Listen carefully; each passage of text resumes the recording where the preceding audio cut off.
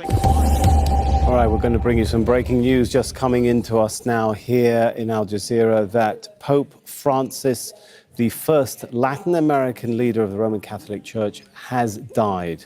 Just to repeat that, an announcement being made by the Vatican in a video statement saying Pope Francis, who we know has been suffering health challenges, has now passed away. It ends an often turbulent reign that has reigned in the Vatican as he sought to overhaul the institution. Now, we do know that the Pope had appeared briefly to give traditional Easter blessing on Sunday. He appeared from the balcony of St. Peter's Basilica in front of crowds there. And that appearance followed a brief meeting with the US Vice President J.D. Vance. And those appearances were his highest profile appearances since he was discharged from hospital. Doctors were telling him he needed to rest, but he did make those brief appearances, raising perhaps hopes that he was on the mend. But now the news coming from the Vatican, the leader of the Roman Catholic Pope, the Roman Catholic Church, Pope Francis, has died at 88 years old.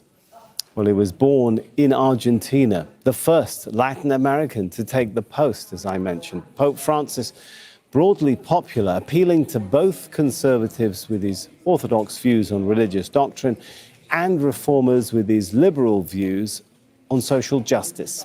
Sonia Gallego takes a look back at his papacy.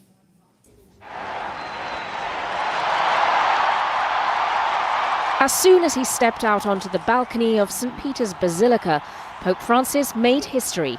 He was the first Latin American pope, the first non-European for more than 1,000 years, and his simple words and humble manner immediately won over the crowds.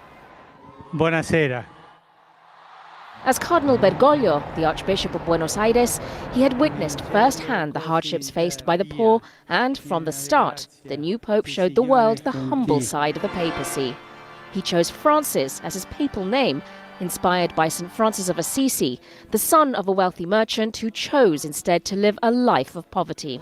Pope Francis led by example and made clear that he expected the same of his clergy. Hombres que amen la pobreza. Men of poverty, exterior poverty, simplicity and austerity of life. Men who do not think and behave like princes. Men who are not ambitious.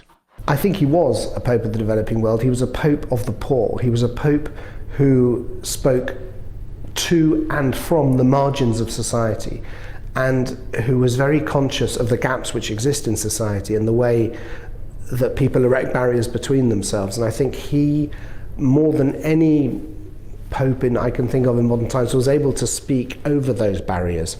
I just have an image of him hugging people.